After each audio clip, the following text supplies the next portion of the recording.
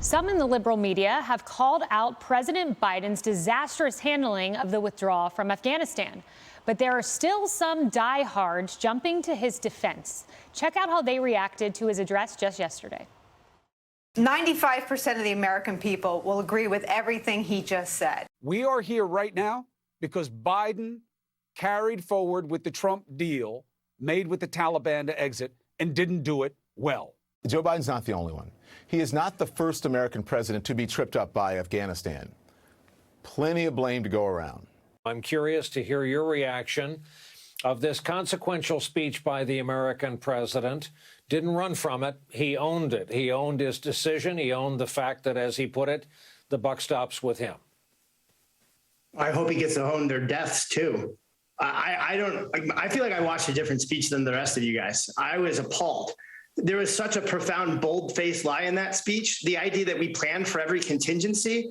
I have been personally trying to tell this administration since it took office. I've been trying to tell our government for years that this was coming. CIA analyst Matt Zeller owning, if I may use that word, Brian Williams in that question there, John James, standing up for those Afghans that have been left behind and saying Joe Biden should own their deaths. Your thoughts? I flew convoy security in Iraq. I understand what it feels like to go into combat, be in that situation. But I went into that situation with an Apache helicopter team and Hellfire missiles. Real journalists went into combat zones armed with a camera and a pen. And we were both there doing the same thing, standing up and speaking out for people in our different ways that were innocent and wanted freedom. I have utmost respect for real journalists. But these people who are saying these things aren't real journalists. They're jesters. They recognize their audience and, most importantly, their advertisers, and they are giving the people that they are serving what they want. They want a Pollyanna foreign policy and victimhood domestic policy. They are delivering for their advertisers and for their audience. It's not real news. They're just entertainment, and they should be dismissed as such. That's 100% true, KT. And also you have Nicole Wallace there doing just that as well, saying 95% of Americans agree with this. Oh, wait, problem, there's a poll, 70% of Americans disagree with the way this has gone down, according to Trafalgar. So she just lying to her audience, it seems? Yeah, and look, who are they talking to? I mean, this is the Biden base, right? This is the loony left that controls a lot of the American media. And who are they talking to? They're talking to the foreign policy establishment, the Republicans and the Democrats who got this wrong for 20 years. The generals who kept going to Capitol Hill saying, you know, we just need a couple more $1 billion, a few thousand more troops, a couple more years. We're going to win this Afghan war. Or the politicians who said we need to build this nation to build the most primitive country on the planet into a modern democracy. And the intelligence community who missed everything. They missed Al-Qaeda, they missed this, they missed everything in between. And they're still going to always apologize for Joe Biden. I was in the White House Situation Room in 1975, in April 1975, when we had to evacuate Americans from the American embassy in Saigon. And I remember pledging to myself, never again should we be in this position. Never again should we allow America to be defeated in a war that we had no business being in, that we couldn't win, and that our people didn't support. And you know what? The American media agreed. Today, no, they're just apologizing. Well, this soundbite we have from PBS's Yamiche Alcindor from prior to this Afghanistan debacle, I think sums up the problem with the liberal media today. So let's play that. I was talking to a Democrat who just said this also felt like the Avengers. It felt like we're being rescued from this craziness that we've all lived through from the last 40 years. And now here are the superheroes to come and save us all. So the Biden Avengers and superheroes, Harris, I thought superheroes save people, not left 10,000 Americans behind. Or they could just be neutral. Yeah. And just report the facts. Right. And when you have figures of accountability in front of you, press them on the issues. You know, President Biden, did you feel like you needed to come to the White House to do a segment of your job for a few hours? If you felt like that was necessary, why did you go back to Camp David? Because the job's not over. This is not mission accomplished. Look, we've learned a lot through the years. This has been across administrations, across parties, our journey in Afghanistan. And I loved the way that KT put this. You were there. Now, albeit in 1975, you were only 4, so it was amazing, KT, that they even let you into the Situation Room.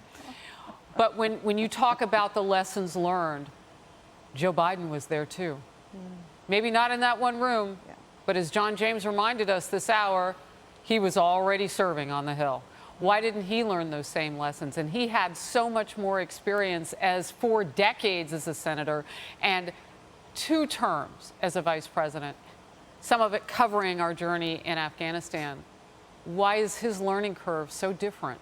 Yeah, it's unbelievable, Emily. But you do have some typical diehards finally calling Joe Biden out. The Washington Post editorial board did that.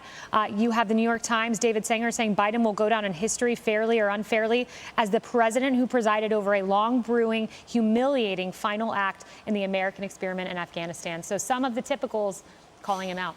Right. Even just a few moments ago, the Washington Post released an article talking about the lagging response of President Biden. I do think as well that there's some shifting focus, however. So going back to the New York Times, for example, saying that he had wisdom and courage to pull out. But that's not the issue. The issue is not about pulling out. The issue was about the utter abandonment of the Afghan people. And to Matt Zeller's point, to the ignoring, the failure to analyze all of the intel, the failure to appreciate it, and ignoring the plan after plan submitted to this administration about how to evacuate those people and how to prepare those people. And the failure of this media, the jesters, as John James says, the failure of these media actors to even neutrally explore this, that is what is such a joke to me. Because at the end of the day, we are all Americans. We are all invested in each other and also in global community. And so the fact that their sycophant perspective outweighs that ability to neutrally explore these issues, the complexities of this, that's the failure. So George Stephanopoulos will get to sit with the president. I think that'll be first since the news conference this week. And so we'll all be watching to see. Of course, he also was in the White House at some point in the last 20 years. And so it'll be interesting to see his perspective, if he'll bring that neutrality, but also that experience enough to ask this president to stay on the issue. The issue isn't across 2 presidents, Trump and Biden, that we were leaving. The issue is how you were going to execute that and why you flipped the switch that looked like it was a discernible and executable plan so that you could put your own stamp on it. And is this what we believe is the Biden stamp? How would you describe it, Mr. President? I can't wait. I think it happens soon. And I wish it was you. George. I wish it was you, I do, too. Believe me, we have asked. We've been there. We'll see what happens. I never count anybody out. And we saw Joe Biden bolt like a lightning bolt from those questions yesterday. So we hope Stephanopoulos asks the questions the American people deserve to have asked. Coming